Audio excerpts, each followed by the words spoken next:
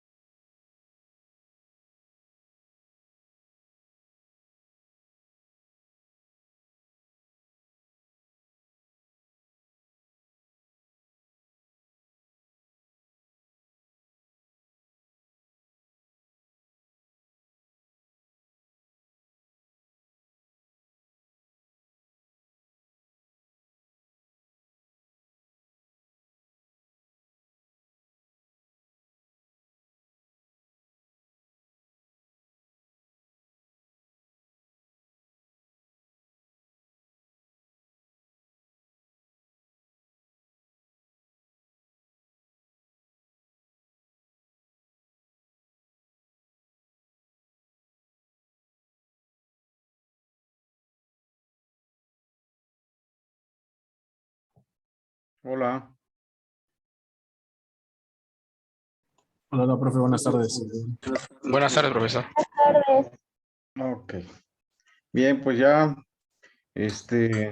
suponiendo que están todos, pues vamos a iniciar, ¿verdad?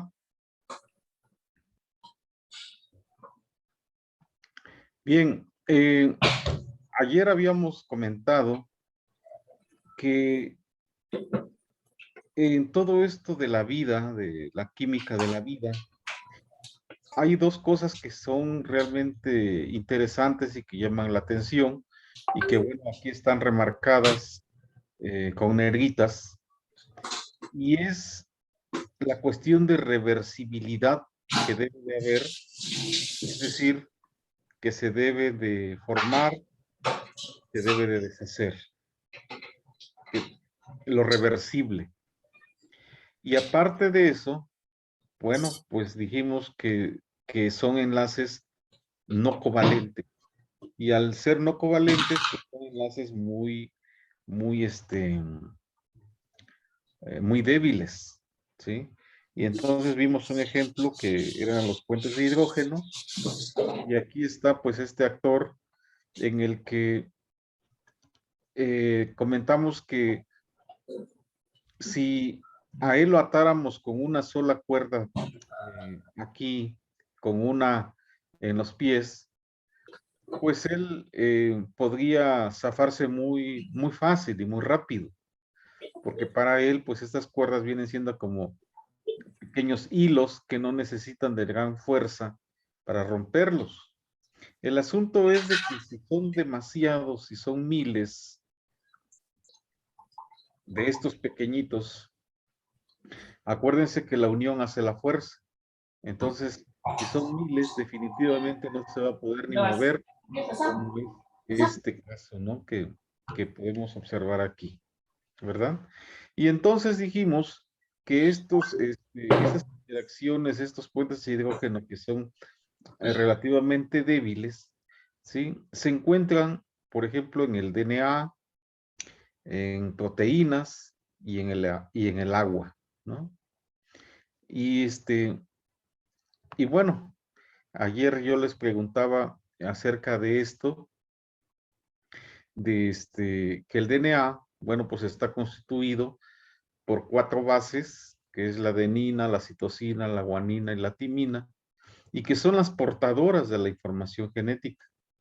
Aquí podemos observarlas, ¿sí? Sin embargo, no se encuentran, como ustedes ya saben, no se encuentran, digamos, aisladas, sino se encuentran formando una hebra, ¿sí? En la que estos elementos son más que nada estructurales, que ayudan a la conformación de esa hebra. Y acuérdense que sí, siempre que las que llevan la información genética, las portadoras de la información genética, pues van a ser las bases, ¿verdad? Estas bases que son estas y que las tenemos acá.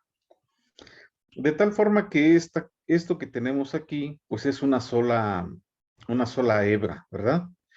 Pero no se encuentra así, sino se encuentra realmente formando, está conformada por 2 hebras, ¿sí? Por lo tanto, quiere decir que forzosamente deben de tener un mecanismo que las una, y ese mecanismo, pues son los puentes de hidrógeno, que es lo que habíamos comentado, ¿sí? De tal manera que la adenina con la timina comparten 2 puentes de hidrógeno, mientras que la guanina y la citosina comparten 3, ¿sí? Recuerden que esta pertenecería a una hebra y esto pertenecería a otra hebra, ¿sí? De igual manera aquí sería una hebra, sería la otra hebra. Es decir, que en los procesos que se llevan a cabo con el DNA y de las enzimas que participan, que ustedes ya vieron por ahí seguramente, lo que es la replicación, transcripción, traducción.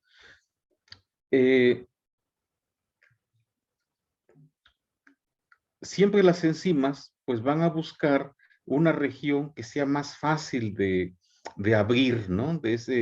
de ese DNA que de doble hebra, pues se tiene que abrir para que ingrese y va a ser mucho más fácil hacerlo si hay una secuencia rica de adeninas y timinas que si son de guaninas y citosinas. ¿Por qué razón? Porque ya lo dijimos, si son adeninas con timinas solamente comparten 2 puentes de hidrógeno, que es más fácil romper 2 que romper 3. ¿Sí? Y entonces seguramente cuando vieron esos temas, pues salió a relucir esta situación, ¿no? De la riqueza que debe de haber de adeninas y timinas. Sin embargo, habíamos comentado que no nada más el DNA, en el DNA se veían estos puentes de hidrógeno, esos enlaces de hidrógeno, sino que también en las proteínas y en el agua. El agua, si ustedes recuerdan, el agua es una molécula que siempre, donde quiera que se supone que hubo o hay vida, pues está relacionada con su presencia. Sin embargo, la molécula del agua es relativamente simple y relativamente sencilla, de tal forma que esto, incluso las estructuras, la fórmula y todo eso, pues ustedes la observan o la ven en la primaria, en la secundaria, en el bachillerato. Y de hecho se trata de una estructura que no es lineal, ¿sí? Sino más bien es triangular. Aquí podemos ver una, por ejemplo, ¿sí? Que acá tenemos una abertura de 104, 105 grados. Que acá, pues el rojo es el oxígeno y estos son los hidrógenos. Por lo tanto, el núcleo del oxígeno va a traer los electrones de los núcleos de hidrógeno y que van a dar por resultado una estructura eléctricamente polar, ¿sí? Entonces el agua se caracteriza por esa polaridad. Pero esta imagen que nosotros tenemos aquí, pues se trata del hielo. Ustedes saben que el hielo es un cristal, adopta una forma cristalina. Y cuando ustedes vieron por ahí sus clases de analítica y cuando por ahí miraron a los cristales, se dieron cuenta que una característica que tienen los cristales es que forman una estructura muy precisa, muy simétrica, ¿sí? Todos sus componentes están perfectamente ordenaditos y eso es una estructura de esto que les estaba comentando y aquí podemos observarlo. Si ustedes se dan cuenta, todos estos son los enlaces de hidrógeno que tenemos acá. Entonces, cuando se baja la temperatura, pues estos enlaces de hidrógeno quedan así, ¿sí? Todas las moléculas quedan inmóviles y quedan los enlaces de hidrógeno así formados.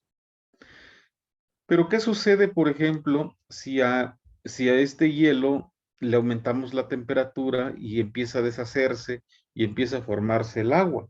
Bueno, pues entonces esto quiere decir que estos enlaces se rompen y se forman de una manera continua. Se están formando, se están rompiendo, se están formando, se están rompiendo, y así es como en un momento dado se mantienen en un estado líquido. Pero, ¿y qué sucedería si, por ejemplo, nosotros si seguimos incrementando la temperatura hasta llegar a un extremo en el que se pase a un estado gaseoso?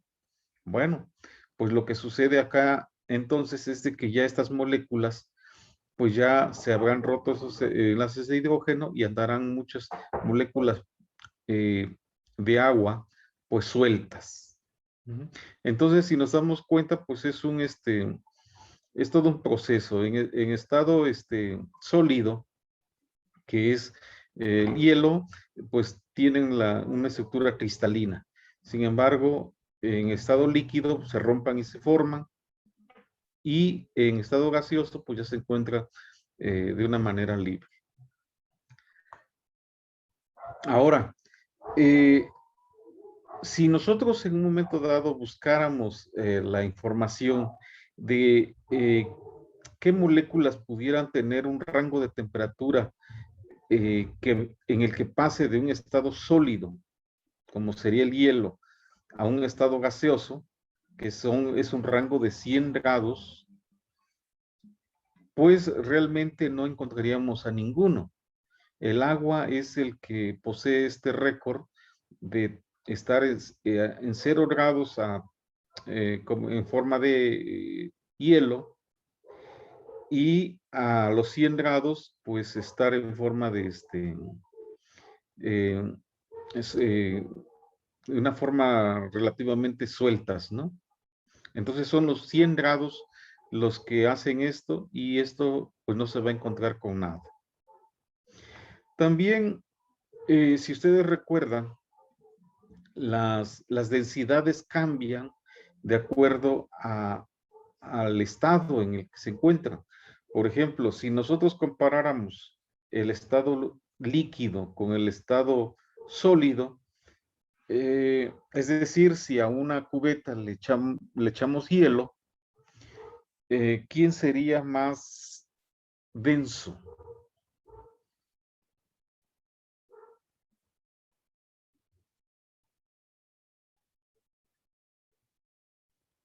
¿Y por qué? Hola, ¿están ahí? Aquí estamos, profe. ¿Cuál fue su pregunta, profesor? Sí. Supongamos que en una cubeta tenemos agua y le echamos hielo. De estas dos formas, ¿quién es más densa El o agua. menos densa? Y el hielo es menos denso, por eso es hielo flota. Exactamente, ¿sí? Entonces el hielo, pues va a ser el que es menos denso, y el agua, pues va a ser más densa, por eso va a quedar en la parte inferior. Pero, y ustedes dirán, bueno, ¿y esto qué tiene que ver con la vida? Pues es de que aquí en Oaxaca nunca jamás vamos a ver eso, porque aquí nunca va a nevar, ni nuestros ríos nunca se van a, a llenar de hielo, y jamás iremos a patinar en esos ríos en invierno, porque jamás va a haber hielo. Pero si lo hubiera, ustedes se han dado cuenta, si lo ven en películas por ahí, que las capas que están arriba, ¿sí? Son las que en un momento dado se forma una capa de hielo, pero abajo continúa la vida, es decir, hay plantas, hay peces, todo lo que implica la vida, ¿no? Cuando llega la primavera, bueno, y ocurre el deshielo, pues continúa el proceso, es decir, que el agua incluso protege esos ambientes. Por esa razón es de que siempre se trata de buscar agua, ¿sí?, como sinónimo de vida. Es decir, si hay agua, o si hubo agua, es que hubo vida.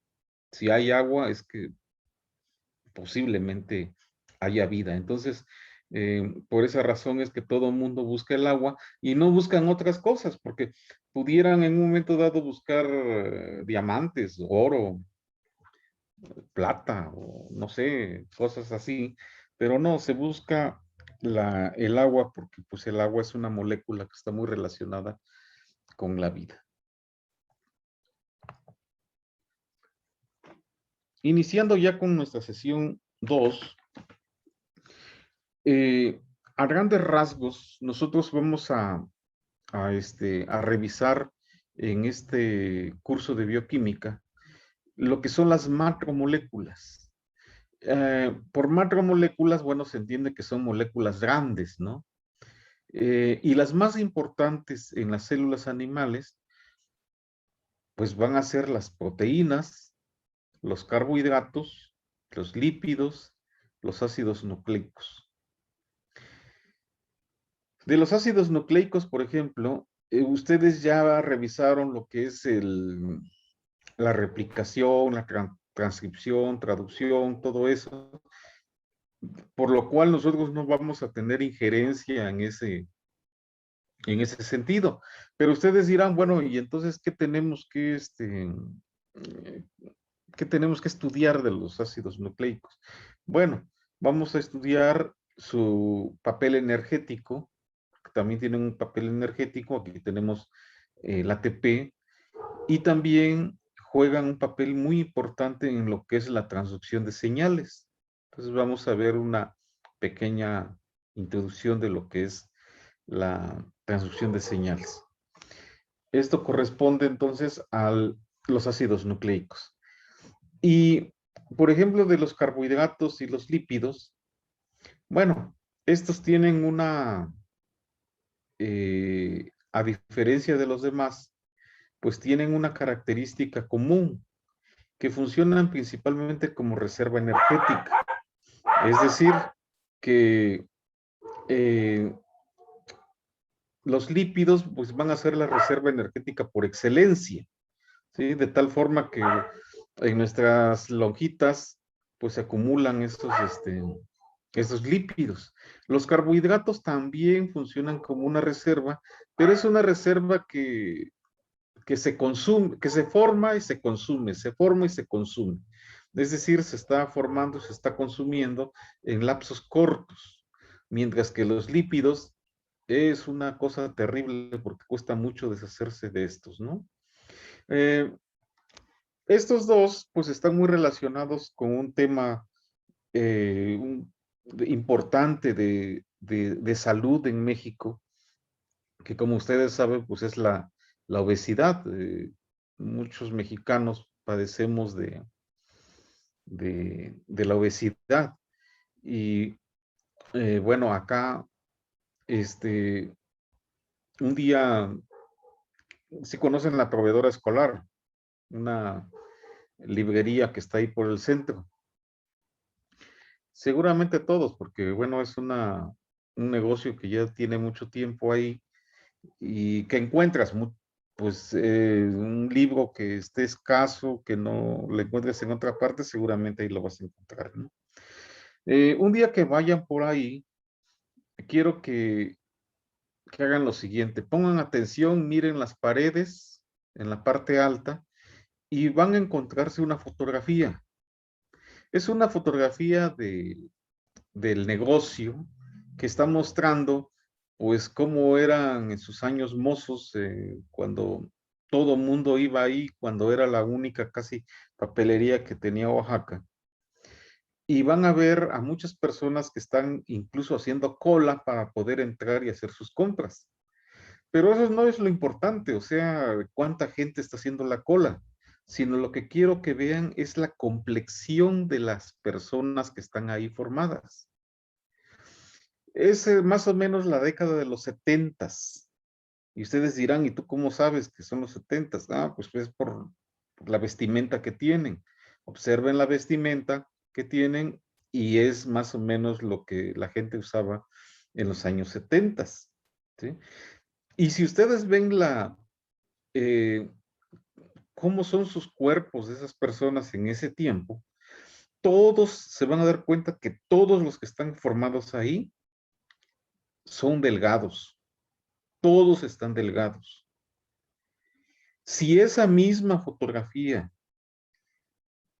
la hiciéramos en este año, y más con esa pandemia que no nos permite movernos como quisiéramos, pues ¿qué encontraríamos? Que muchas personas obesas, es decir, son contrastes muy grandes, ¿no? O sea, mientras que en los 70s la dieta se basaba en las dietas de las abuelas, en los caldos no sé, de res, en cosas nutritivas, cambia totalmente en estos tiempos en el que ahora a veces por las prisas que se tienen, ya no hay tiempo como para hacer ese tipo de comidas y se buscan comidas rápidas.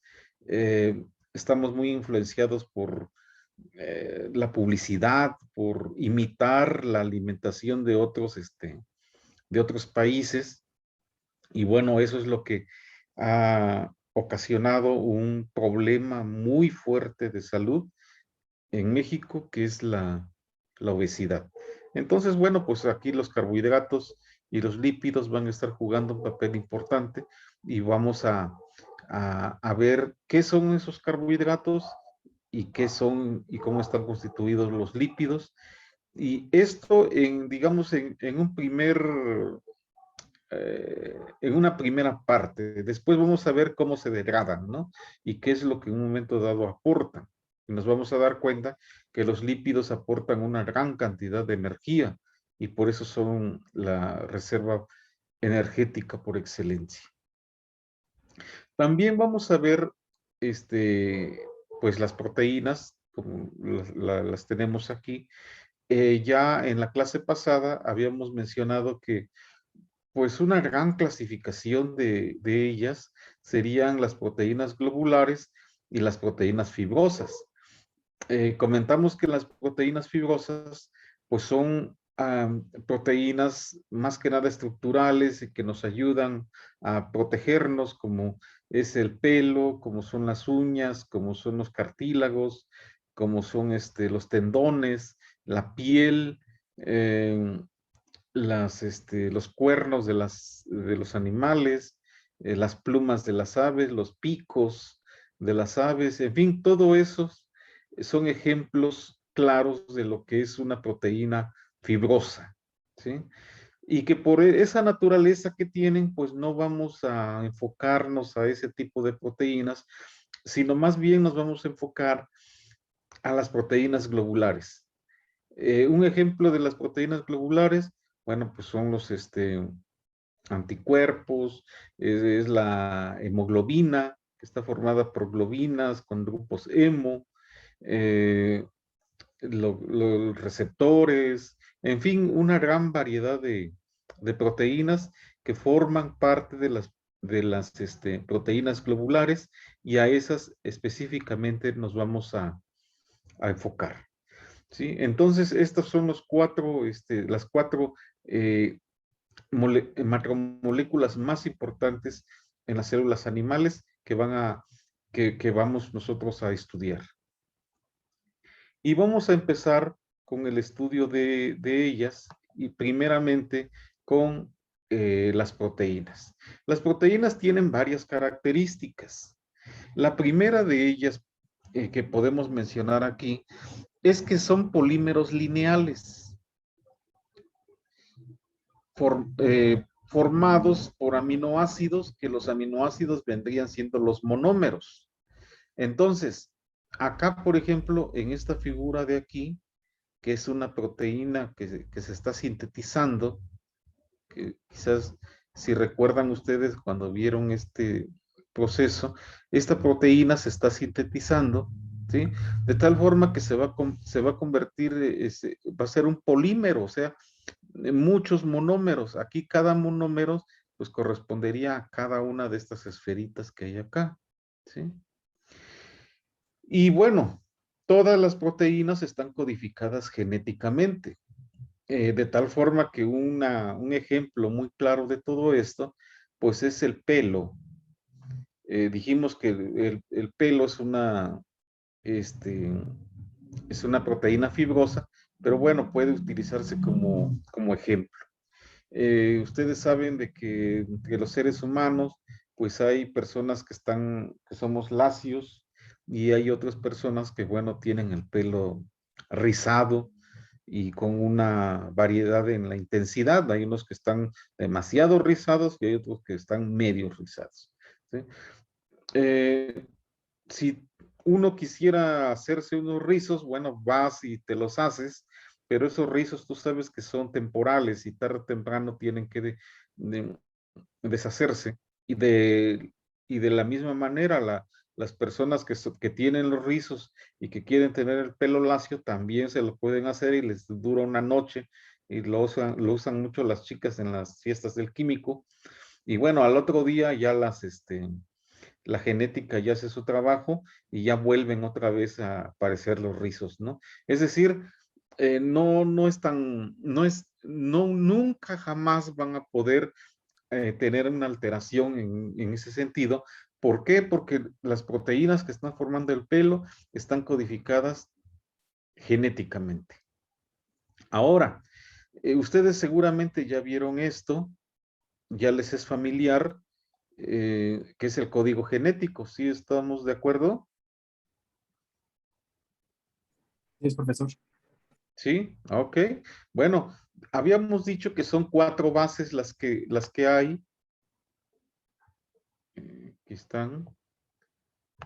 Aquí están las 4 bases, que son las que forman nuestro DNA.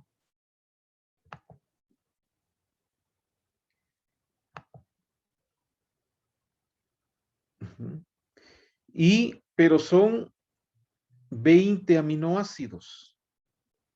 Entonces, seguramente cuando vieron esto, pues les decían, ¿no? Si cada una de estas bases codificara un aminoácido, pues no habría 20 aminoácidos, habría solamente 4 para que fuera de 1 a 1. Y bueno, ese sentido fue el que se aplicó para dar la explicación de cómo se forman esos 64 tripletes para 20 aminoácidos, ¿verdad? Estos tripletes que tenemos en rojo, ustedes si recuerdan, estos participaban en detener todo esto, y este verde, bueno, era el inicio, ¿no? Eran las señales de inicio y las señales de término respectivamente. Y aquí podemos observar entonces cómo empiezan a emerger aquí la cadena de aminoácidos, ¿sí? Que está codificada genéticamente, ¿sí? Acá tenemos el mensajero, pero bueno, se entiende que el mensajero, porque eso es el proceso de traducción, el mensajero deriva de las hebras de DNA, ¿verdad? Entonces, indirectamente, estas están codificadas por nuestro DNA. Es decir, que la cadena de aminoácidos posteriormente no tienen esta forma lineal, sino más bien estas se pliegan de inmediato para formar una estructura tridimensional y que es la proteína funcional. Así es como se obtiene la proteína funcional. Cuando se encuentran así en una cadena, no tienen todavía una función, sino más bien es cuando adquieren la estructura tridimensional.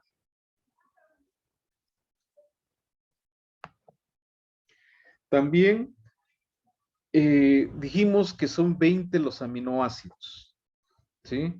Todos ellos conformados por una constante que van a ser un grupo carboxilo, un grupo amino, un hidrógeno, ¿sí? Y una variación en el grupo, en el radical, ¿sí? En el grupo R. Entonces, si son 20, pues, ¿qué quiere decir? Que ahí van a tener una gran diversidad de grupos funcionales, porque si todos tuvieran lo mismo, bueno, entonces se trataría de la misma molécula. Entonces, la diversidad de grupos funcionales que poseen los aminoácidos es la responsable del gran espectro de funciones de las proteínas. Otro punto importante de todo esto es que estas proteínas pueden interaccionar con otras proteínas o bien con otras macromoléculas para formar asociaciones más complejas. Y esto lo vamos a estar viendo constantemente en nuestro curso.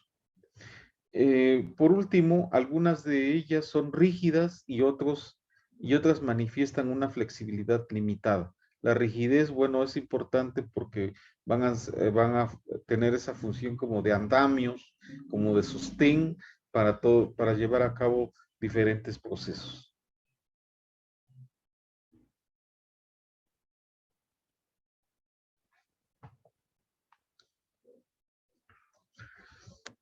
Dijimos que son 20 los aminoácidos y en realidad aquí tenemos sus nombres.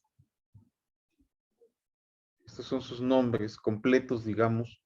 Sin embargo, también pueden representarse de acuerdo a sus abreviaturas de 3 letras, que son las que tenemos acá, o bien solamente pueden ser representados por una sola letra, ¿sí? Que sería esta, ¿no? Entonces hay dos formas de representar una cadena de aminoácidos, por 3 o por una sola letra. Las dos son igualmente válidas y a algunos les llama más la atención utilizarlo como con las 3 letras y otros con una sola. Entonces, ustedes podrán ver a lo largo del curso estas 3 o bien de una sola letra. Entonces es una veintena de aminoácidos. Hay otros por ahí que son más escasos, pero bueno, no tienen una función importante en la que ni siquiera merecen que uno las estudie porque no se les ha encontrado una función así eh, contundente, que sea, que tenga los elementos como para estudiarlos. Entonces vamos a siempre manejar que es una veintena de aminoácidos con diferentes grupos, eh, con diferencias en su grupo R, ¿sí? Y van a ver, bueno, después vamos a mirar que hay de diferentes tamaños, que hay unas que tienen cargas, que hay otros que son aromáticos, en fin, o sea, es una inmensa variedad de funciones, ¿verdad?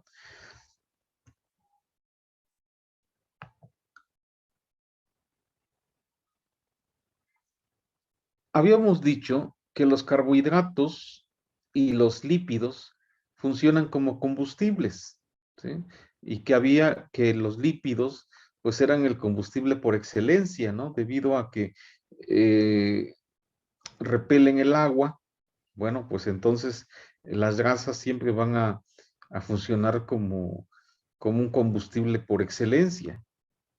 Sin embargo, si nos preguntáramos si las proteínas funcionan también como una reserva energética, la respuesta es no. Es decir, las proteínas no se almacenan, pero tampoco se eliminan. Y entonces, ¿qué pasa con ellas? Bueno, pues lo que va a ocurrir es que su degradación eh, consiste en formar intermediarios metabólicos.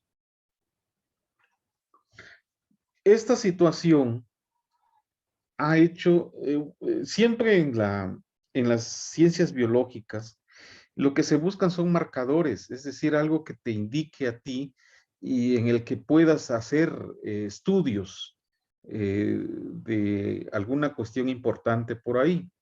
Por ejemplo, ¿se han preguntado ustedes cómo se puede uno dar cuenta de la desnutrición?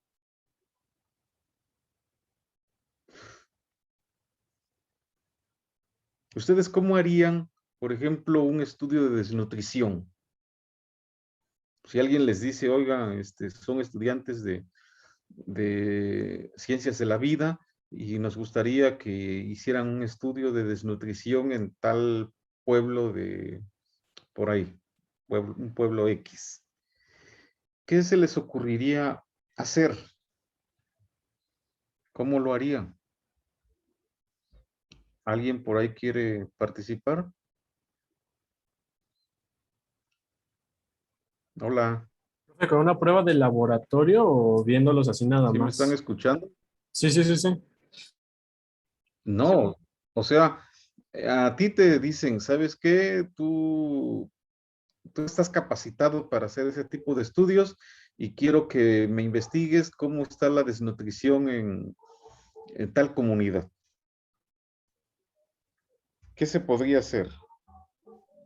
¿Se podría hacer un censo de población calculando la cantidad de masa corporal por individuo? Pero pueden haber muchos que tengan muchos lípidos y muchos carbohidratos, que consuman mucho carbohidrato y mucho lípido, ¿no?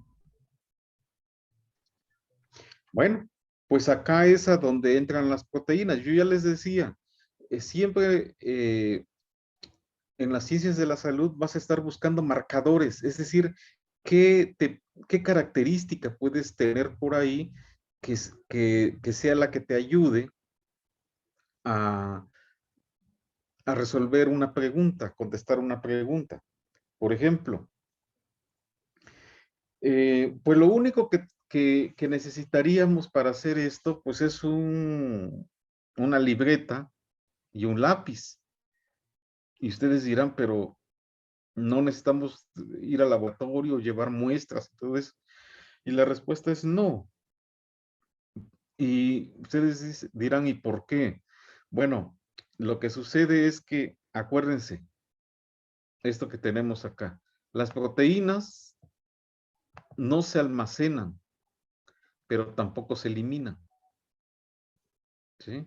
Es decir, lo único que tenemos que hacer es un estudio de encuesta, es ir a una casa y decirle a los niños principalmente, preguntarles cuántas veces por semana o por quincena o por mes o cada 6 meses o cada año, eso ya es a criterio del encuestador, consumen carne, carnes rojas. ¿Sí? Tienen que ser carnes rojas. No pueden ser pollo o no pueden ser cerdo, tienen que ser carnes rojas. ¿Sí? Y dependiendo de la respuesta que te den, pues ya tú vas haciendo un estimado y con eso te puedes dar cuenta de que del grado de desnutrición que puede haber en esa comunidad con respecto a los niños. ¿Sí? Ahora, ¿por qué hago mucho hincapié con los niños? Porque acuérdense que por las características de las proteínas que no se almacenan, pero que tampoco se eliminan, quiere decir entonces que los niños tienen que estar consumiendo una gran cantidad de proteínas, no de vez en cuando, sino tiene que ser diario. Por esa razón es que los niños diario deben de tomar leche y diario deben de consumir productos ricos en proteína, llámese huevos, llámese pescado, ¿sí? Y todo eso. Sin embargo, en los países como el nuestro, a veces esa situación ha sido un poco difícil, complicada. ¿Por qué razón? Porque no tengo idea cuánto, yo casi no consumo mucha carne, porque bueno, yo ya soy una persona adulta, ya los adultos ya no necesitamos la tanta proteína como los niños, los que necesitan proteína son los niños, no los adultos. Y entonces no tengo ni idea de cuánto ha de costar un kilo de carne, pero yo pienso que con el salario mínimo que hay, va a ser difícil que alguien pueda comprar al día 1 kilo de carne. Les digo, no recuerdo exactamente cuánto de costar, pero va a ser un poquito complicado para alguien que gana el salario mínimo comprar carne para sus hijos. ¿Sí? Entonces, en los países de tercer mundo, pues por lo regular, por esa situación en la que estos productos ricos en proteínas son caros, pues va a haber una desnutrición. Los pescados igual, algunos de ellos son caros. Hay pescados más baratos, pero a la gente no le agradan, o sea, no les gusta. Hay pescados muy baratos, pero muy ricos en proteína, pero a la gente a veces no le gusta y se va por otras cuestiones, ¿no? Entonces prefieren comprar un pescado más caro, pero eso hace a que los niños, los infantes de esa familia, en realidad no tengan muchas oportunidades con respecto a la ingesta de proteína, ¿sí? Por lo caros que son. Ahora, hay otro detalle con las proteínas, ¿sí? Aparte de que las tenemos que consumir de forma continua cuando somos pequeños, ¿sí? Diario, porque acuérdense que no se acumulan, pero tampoco se eliminan, ¿sí? Entonces debe ser diario, de tal forma que si ustedes recuerdan, los gobiernos han implementado un, un sistema de ayuda a las comunidades con lecherías. Si han escuchado que hay lecherías en los pueblos, hay lecherías en las colonias apartadas, en la que la gente con un poco costo adquieren un poco de leche, pero no se lo dan a cualquier persona, sino que hacen un pequeño estudio sociológico por ahí y determinan primero que esa familia a la que le van a estar dando esta leche, pues realmente en esa familia haya niños. Y si hay niños, bueno, ya es más fácil que te la den. Si son puros adultos, lo más probable es que no seas candidato a recibir ese tipo de leches.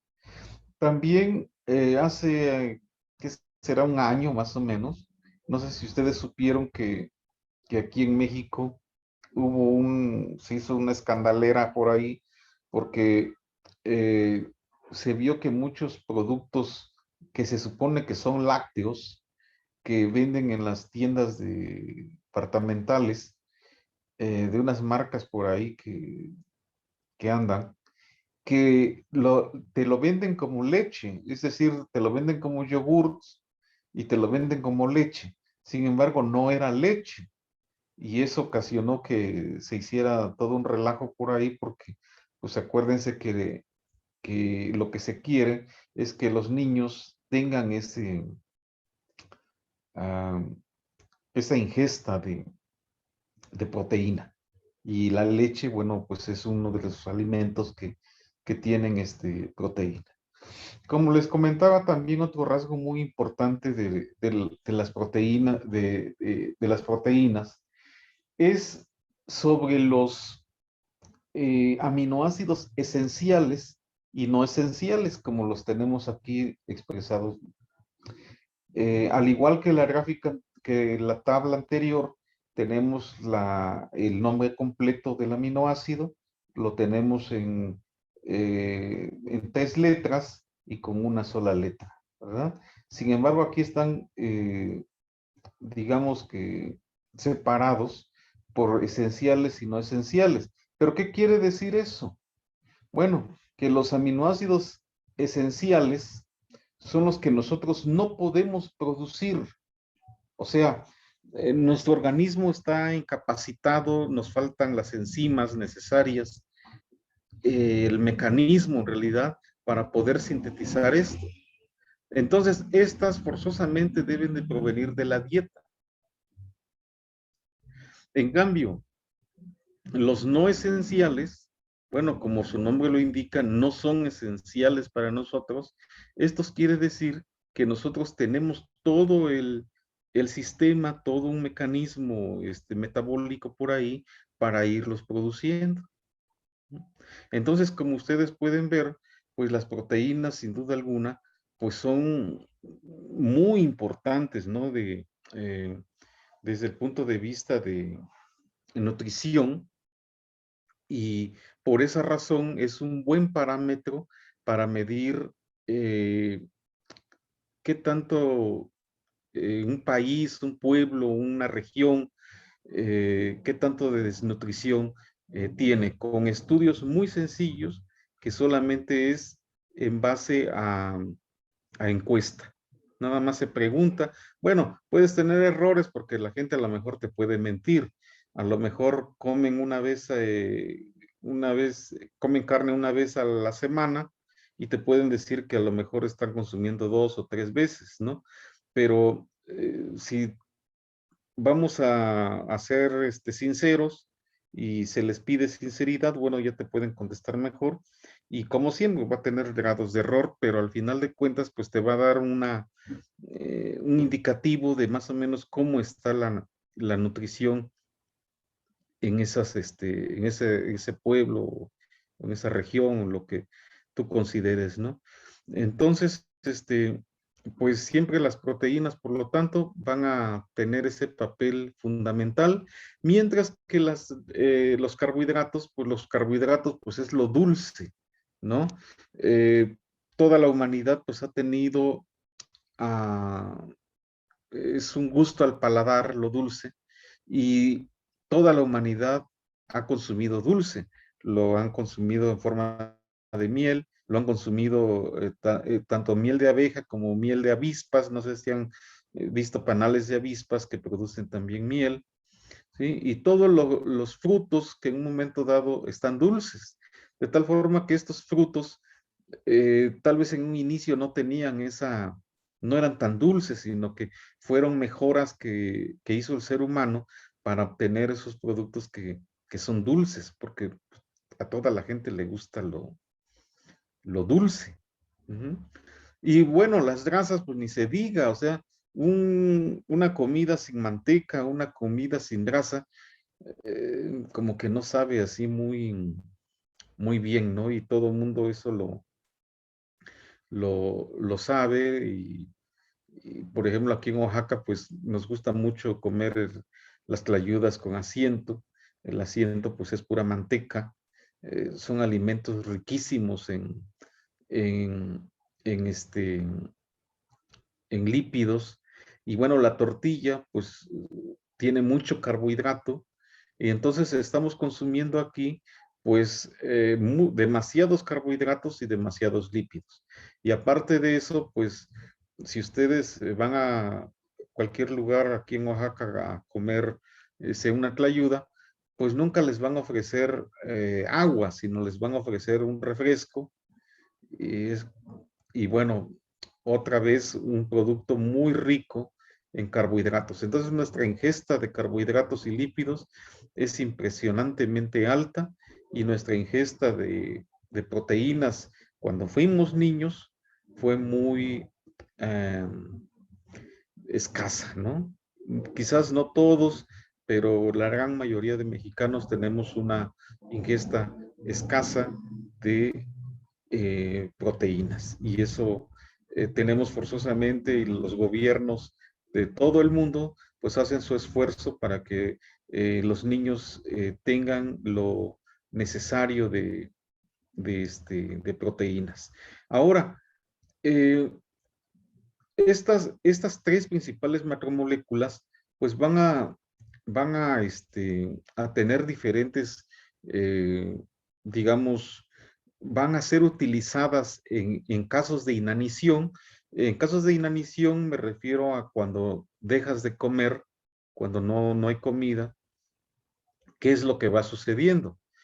Los carbohidratos, por ejemplo, son reservas energéticas que duran poco, es decir, hoy vamos a cenar y bueno, nuestro organismo lo reserva, hace una reserva de glucógeno, ¿sí?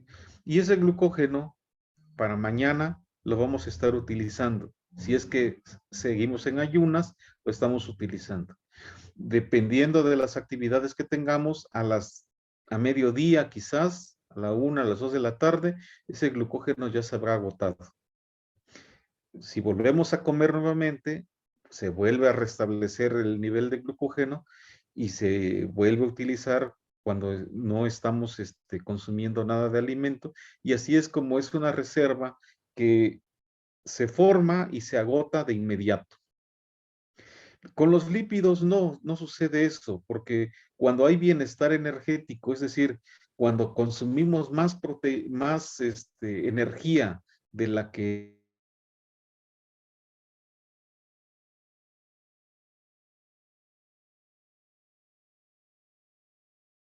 van a estar formando esos gorditos que tenemos, ¿verdad? Ahora, ¿qué sucedería en una etapa de inanición? Bueno, vamos a suponer que ya no hay comida, que consumimos, que ayer fue nuestra última cena y que ya no hay comida. ¿Qué es lo que empieza a suceder? Lo primero son los carbohidratos, es decir, el glucógeno que está como reserva ahí, nos los acabamos al otro día, a las 2 de la tarde, 12 del día, se acabó el glucógeno. Y ahora lo que vienen son los lípidos, las grasas. Las grasas empiezan las empezamos a utilizar, ¿sí? Y una vez que se terminaron las grasas y ya como parte final vienen la degradación de proteínas. Acuérdense que las proteínas, por ejemplo, son las que forman los músculos. Y los músculos son los que nos ayudan a los movimientos eh, a nuestra fortaleza, digamos. De tal forma que esa secuencia se sigue para que tú tú lo último que vas a degradar son proteínas. ¿Y por qué? Porque eso te va a permitir que salgas a buscar alimento. En cambio, si se consumieran primero las proteínas, pues definitivamente seríamos alguien que está lleno de carbohidratos y lleno de lípidos, pero muy débiles, y eso definitivamente no se puede. Entonces, este es el proceso que se va a seguir. Primero son los carbohidratos, enseguida los lípidos, y ya si no tenemos de comer, bueno, empiezan con con las proteínas. Esto se puede observar en estas películas de la Segunda Guerra Mundial, si las han visto por ahí, documentales, los judíos que, bueno, no les daban de comer, y ahí se puede observar el grado de desnutrición al que llegaron a estar, y en el que en su etapa final, pues ya casi eran puros esqueletos, ellos ya habían empezado a degradar proteína y ya estaban en la etapa final de su vida. Entonces, en la siguiente clase vamos a revisar cada uno de estos aminoácidos con sus características de cada uno de ellos. Vamos a ver cómo se encuentran unidos, porque no se encuentran así solos. Vamos a ver cómo es que se unen y ya vamos a ir viendo también que empiezan a cambiar los nombres. Ya no son aminoácidos, sino ya van a ser residuos cuando ya se forman, ya se empiezan a hacer cadenitas de ellos, y después, bueno, vamos a ver las estructuras primaria, secundaria. También vamos a mirar cómo es que están constituidos y cómo participan esos puentes de hidrógeno que habíamos visto en un inicio, cómo participan en la estructura de de estas proteínas. Pues me dio mucho gusto estar con ustedes. Nos vemos entonces ¿qué día es? El lunes, ¿sí? Y y bueno, pásenla bien. Profe, yo tengo una pregunta. Respecto a la clase de laboratorio que nos marca el día de mañana, no vamos a tener clase con usted, ¿verdad? Ah, mira, para el laboratorio yo siempre, es importante que ustedes tengan ciertos elementos, ¿sí? Es decir, que hayamos avanzado un poquito en nuestro conocimiento de bioquímica. Si entramos así nada más, a veces es un poquito, am, puede ser un poquito repetitivo, puede ser de que en un momento dado no se comprendan bien los conceptos. Eh, Debido a esto de la pandemia, lo que estoy haciendo es estar buscando algunas otras opciones para tener esa sesión de inmediato, es decir, para iniciar de una forma virtual, y a medida que la pandemia esté disminuyendo y ojalá y pasemos a otro semáforo, al semáforo naranja o amarillo, no sé en cuál estamos, pero que sea mejor. Bueno, eso ya nos permitirá ir al laboratorio y ya tener prácticas en vivo. Entonces, posiblemente la siguiente semana, pues ya tengamos los laboratorios. Ya estuve checando ayer unas prácticas virtuales por ahí, sin embargo, habían ciertos detallitos que había que ajustar, pero lo voy a hacer de inmediato y yo ya les informo y ya podemos tener esas prácticas virtuales, que en realidad son, pues casi funcionan como en vivo, porque tienen esos, se ha cuidado con esos requerimientos de los espectrofotómetros, las longitudes de onda y todo eso funcionan perfectamente bien. Y entonces son muy representativas y muy buenas. Entonces, nos vemos el lunes a las 2 de la tarde. Gracias. Nos vemos, Eso es, profesor. profesor. Hasta Gracias. luego. Gracias, profe. Hasta luego. Gracias. El profe.